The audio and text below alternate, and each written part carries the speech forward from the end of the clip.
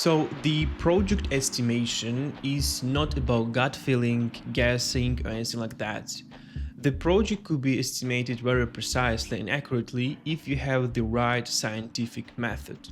So in this video, I'm gonna share with you the step-by-step process and each component of this method and how you can apply it to different conditions, even if you have a huge uncertainty about your work or your project.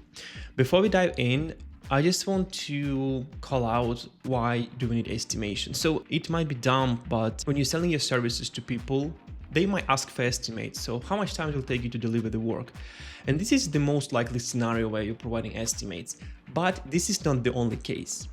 I'm finding estimation is a great communication technique, especially when you have planning and things like that. So you proposing your idea to your boss in the work, and your boss might ask how much it will cost, how can we deliver it, and you create estimates here. But what if the boss doesn't ask? What if boss say, I like this idea, let's do it? And in most cases we jump to the execution straight away, and then in the end we have disputes, misunderstandings, anything like that. So estimation is a great technique not to just plan, budget, but also to clearly express your expectations.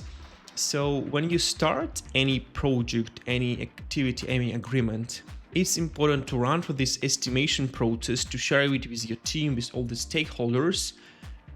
And then if any issues occur, they will occur before executing, when the consequences are neglectable. So that's why I'm emphasizing here the importance of estimation, not just as a planning technique, but as a communication technique.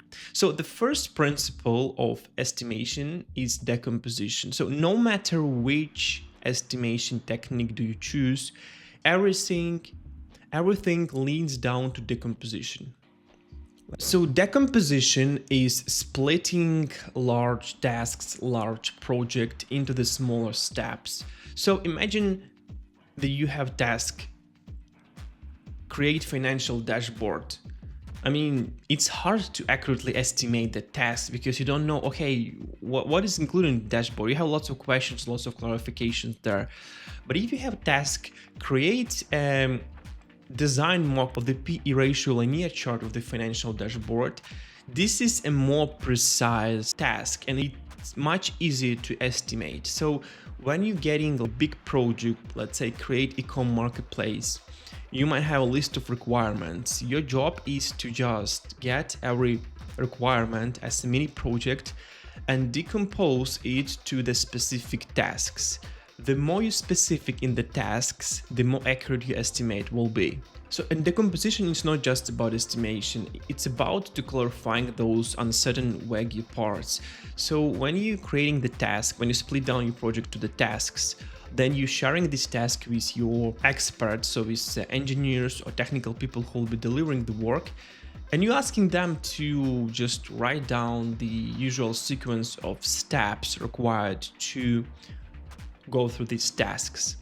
And in many cases, you might have lots of questions here. Well, you might have lots of questions when you splitting your project into the tasks, but when you're splitting the tasks into the steps, you might have more questions.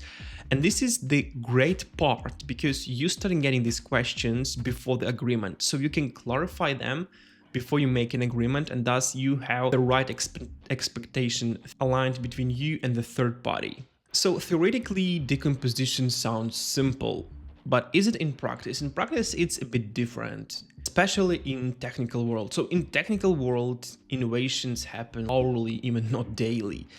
And in most projects, 40 or 60% of work happens with the technologies, tools you don't have experience yet. Of course, you might have an expertise in certain area, but there are APIs, new tools, new anything that you haven't experienced, and this is the place where you can't get the proper estimates because you don't know how this tool works. You don't know if it supports that feature or not. And this is the point that makes decomposition and estimation more complicated. So how to deal with this uncertainty? Uncertainty requires clarification. So during the estimation process, your job is not just to estimate but also to learn. Let's say you're estimating the project that requires integration of the marketplace platform with Stripe API, and you work with Stripe API but you haven't set up the referral commission distribution mechanism and Stripe API, and you don't know if this functionality is provided out of the box by Stripe API or you need to code the custom one. So when you're creating the initial estimates, you this task as an uncertain. And then once you outlined and agreed on all the certain scope of work, you go and make a quick research and quick learn about the task and how to implement it. Of course, it's not might be you, it might be the technical people in your team who will be responsible for executing it. But your idea is to understand if Stripe supports it out of the box, so you literally just need to create a call to the endpoint, or you need to create a separate service and code it by yourself. That will definitely change the scope of work. Of course, learning each uncertain task might be an overhead during an estimation process. Estimation processes might take hours, but if it takes days or week, this is too much. Sometimes we even don't have hours to make the proper estimation. So our goal is to have the research that happens no longer than 5 minutes. If you can figure out it for 5 minutes, just leave it as it is and mark it as an uncertain task. And I'll explain in a minute how to deal with the uncertain task when you're estimating the time scope for them. But before we go to that, there is another important step in estimation process. So after you've done decomposition, of course, you have tons of questions. And the most straightforward approach here is to go to the third party, is it your client, your boss, or another person you're agreeing with, and start asking those questions, getting answers, then go back and refactor your estimates. The problem with the approach that it creates a communication bottleneck. Of course, if you're working in the same team and you can just have a quick chat and sort all the questions in 1 or 2 hours, that's really beneficial. But what if you're working with different person who is different time zone? It requires days or a week to actually process those estimates. It's a nightmare. So instead of asking questions, we state assumptions. And the thing is that we probably have lots of assumptions in our mind during estimation process. There are some things that are obvious for us, but there are also lots of things that aren't obvious. And the idea is that we need to be explicit about our assumptions as much as possible. So when I'm creating the statements of work document during my estimation process, of course, I'm starting estimation process from decomposition, but I'm starting my document with a list of assumptions. And all the questions I have in that during the decomposition process, I answer these questions myself by assuming and explicitly specify those assumptions. So let's say our requirements document haven't specified anything about the graphical design preferences in their web application dashboard. So the designer asked this question, and me, instead of going to client and ask this question, what I'm doing, I'm assuming that we want to go with the simplest possible solution. So we're choosing the graphic design library, let's say that has 2 colors, black and white, maybe a couple accent colors like green and blue or green and red, depending on what we want to express in that dashboard. And we're using the standard UI library that require us less time to implement and less time to maintain. So idea is when I have uncertainty, I have a question in my estimation process, I'm not running to get an answer for it. I'm answering it myself, but I'm answering it from the simplest solution possible. So my idea here is to be as simple as possible. For instance, there is another example when I was estimating the e-com marketplace project, and client have not specified anything about the number of users, the traffic, the load the platform should be capable of handling. So I assume that the client doesn't have any specific facts about it and don't know what will be his traffic. You might have some assumptions. So I assume the simplest technical solution possible, that the traffic will be low, like between 100 and 1,000 users per day. So we don't need to create fancy microservices architecture. We don't need to code super scalability and guess it will work. We just create a simple monolith application that's designed to handle 100,000 users. The main thing here is to be clear about it in your statements or work documents. So in the assumptions section, I'm writing explicitly, I assume that we don't have any specific facts regarding the traffic load and number of active users daily on this platform. So I make a decision for the sake of the simplest possible technical solution to deliver the project faster, to reduce expenses and reduce the maintenance overhead. And thus we will create the monolith architecture with one service, one database, and one web application as an example.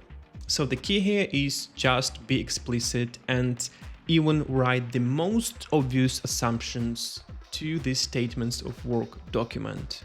And then after you share this document with the third party client or whatever, they will start reading assumptions and they might like, hold on. No, we actually know if we need to handle 100,000 users per day. Forgot to mention in requirements document, but no, and he will get back to you and ask, no, we know we already have the marketing campaign and then we have a list of 100,000 users and they will jump all immediately in our platform. So we need it to be scalable and they have facts. In that case, this is how this communication process works. So instead of jumping back and forth with questions, you provide a list of assumption estimates to these assumptions to your client. And if they disagree with something completely, they will let you know. Otherwise, if your assumptions are aligned with the client's assumptions, then you have a clear expectations and you share the responsibility for these assumptions. So how to actually estimate tasks, steps, projects in a time scopes?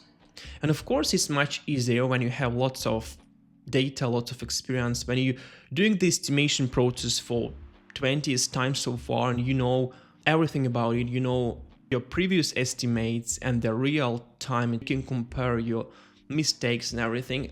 So it comes much easier. I hear it a lot from experienced tech leaders that they prefer estimating in a relative currency. So instead of estimating your task in hours, days, or weeks, you estimate it in your relative currency. Let's say it is the difficulty level, like trivial, easy, complicated, enormously complicated, or something like that. You have 5 estimation points, you might have 3, anything like that. So how this process will work? After you decompose your project into tasks, steps, you sit down with your team or just by yourself and you just discuss quickly how the difficulty level of each task.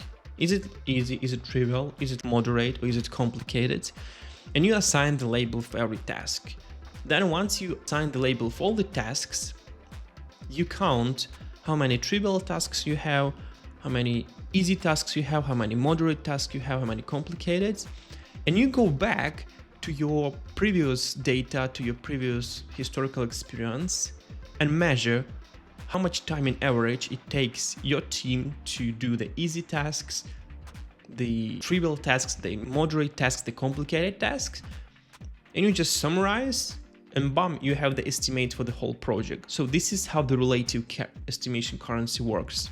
And from the statistical point of view, it definitely makes sense because by averaging this work with the complication labels, you can compensate some overestimates and underestimates. And on the large data volume, we have, let's say, 100 of tasks. Some overestimation, underestimation are compensated, and you have more or less accurate project estimation. But the biggest challenge here is this approach requires you to have some previous knowledge, previous data, and understanding how much time it will take for you or your team to deliver these kind of easy, complicated, or trivial task. And in a lot of cases, we can't afford it. We don't have this data, or we don't have, because maybe we haven't measured it. Maybe we're just working with a new team or anything like that. So that's why we can't rely on this approach. So in that case, we need to estimate in the static currency like hours, days, so on. But how can we be precise estimating that currency, considering that we might underestimate or overestimate tasks due to our human nature and large level of uncertainty. And while relative currency provides to us the approach that has some statistical buffer to balance our estimates, with the static currency we're just summarizing total estimating hours, we might really overestimate or underestimate our project. That introduces lots of risks to it. But hopefully there is a scientific proven statistical approach to estimate project with a static currency when you have low certainty and no previous data, so it will outcome for you in the accurate estimates. So the first principle of this approach is to estimate in ranges, not numbers. And when I'm estimating in ranges, I usually creating the 3 figures for each task. So the first figure is best case scenario. How much time it will take for me to do this task if all the circumstances around will go even better than I expected. It's really, I'm lucky one. Everything runs super smooth. I've done this task super quick, so I wasn't even expected to do it so quick. How much time it will take? Then the worst case scenario. How much time it will take to do this task if all the circumstances around would be just not what I expected. It's a complete disaster. It took me to complete this task much longer than I expected, and that's crazy. How much time in that case? And don't be afraid to make the estimates broad. For instance, if we have an uncertain task, you should make these estimates broader. And this is the thing I was mentioned previously, how to estimate the tasks that are uncertain. So the more uncertain you are about the task, the broader your range will be between best case scenario and worst case scenario. Let's say we're estimating the same Stripe API. We don't know if we just need to make one call to API or we need to create a complete service to deal with multiple API requests. In that case, the best case scenario would be 1 hour, and the worst case scenario might be 10 hours because we don't know. And then besides all of these two, we create likely case scenario. And likely case scenario is something that we sort of getting either from our gut feeling or just by our experience. So, usually this type of tasks takes 4 hours to deliver. So we have the best case scenario 1 hour, the worst case scenario 10 hours, and likely case 4 hours. And this is how we estimate for every task in 3 numbers: best case, likely case, and worst case. So now, after we have the 3 estimation figures for every task, we need to compile them together into the whole project estimate. And it's not just about summing best case, likely case, and worst case. It's about the scientific statistical deviation formula that help you to balance this uncertainty and create some buffers so you not overestimate or underestimate the project significantly, and provide you with a threshold of complete project estimation where you can be as accurate as possible about the whole project scope. So let me share with you the spreadsheet with the formula and the process, how it looks. So let's dive into it. All right, so we have the estimation spreadsheet over here. If you want to access this spreadsheet, please follow the link in the description below. That allows us to estimate our task by 3 figures: best case, likely case, worst case. Thus, this task will present us with an expected case for every task, and it will summarize the potential thresholds and the expected number for our estimation. So this spreadsheet already has this deviation formula, so you can find them here. And then this is an example, the project I was estimating recently about migrating the cloud deployment from one cloud provider to another. So I just split down the task into the steps I need to do. So research, I've estimated that, okay, in best case, I can do the research in 1 hour, but if it will be really complicated, it might take me up to 4 hours, but usually it takes around 2 hours. And the expected case is 2.17 hours to do this task, same for everything. There are another tasks that are more complicated. So for instance, we're talking about setting up the service deployment. And this task takes multiple subtasks. So in another tab of this spreadsheet, I've just outlined the tasks required to set up the service and estimated them the same way. So I got the total thresholds estimation here, and then I got the expected case as well. And so I moved the thresholds, these 4.18, 4.3, 7.4 over here. And I've done it 3 times because I have 3 services to do. Same for the database, just estimated it here. I've added the estimates here, and here you go. And the same for the dev server. So I've estimated on that tab. I've got these numbers, and I get back and add it here.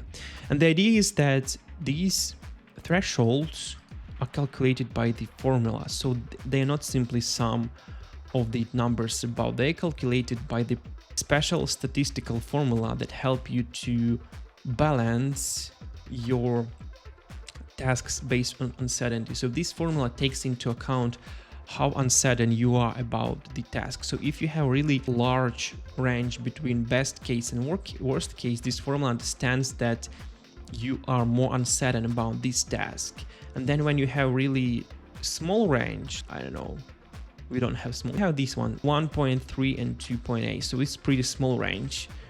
It understands your certainty about task, and based on this formula combines it together and it balances the certainty and uncertainty of these tasks, so you can have the more or less precise estimate. So the total project takes 29.5, let's say 30, between 30 and 37 hours to deliver, with likelihood to be delivered in 31.5 hours, so around 32 hours. So this estimate is more or less precise. Of course, there is some uncertainty here, so the range is broader, like 30. For the more certain estimates, you will have this range tinier. You can have like 30, 32, 33, something like that. But the idea is that when I'm sharing the estimates to my client, I'm creating the statements of work documents that outlines each task that needs to be done with these 3 figures, best, likely, and worst.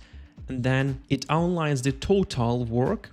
And then when I'm creating the cost estimates, if they need a specific figure, I'm usually refer to the expected case, but I'm saying around. So around means that within the cost will be within that threshold. But let's say we be charging customer $100 per hour. In that case, it will cost them like $3,100 around this project, taking into account that it might take up to 3.7 or as low as 2.9.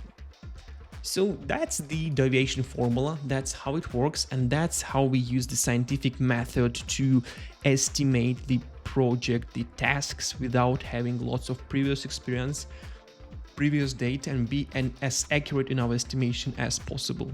So as you probably noticed, we're using the best scientific approaches possible to actually get the most precise estimates. But beside that, we still might have inaccuracy in our estimates, and these inaccuracies might be outside of the numbers. So as I mentioned previously, the most important thing is to list your assumptions explicitly. So you're using the best approach to specify numbers, and you listing your assumptions. Having these things done provide you the best possible accuracy with the estimation process. And if the priorities change, if any misunderstanding will occur, you always know that you share the responsibility for this estimation process with a third party, your client or another person.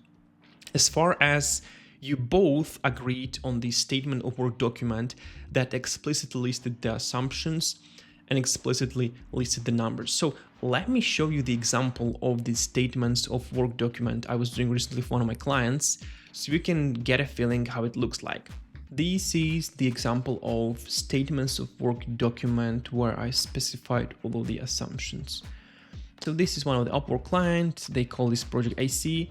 I just briefly made an introduction to let them understand the approach we take to estimate this project, and we just tell explicitly that we're providing assumption here. If there's something missing, just let us know and we will update and get back to you.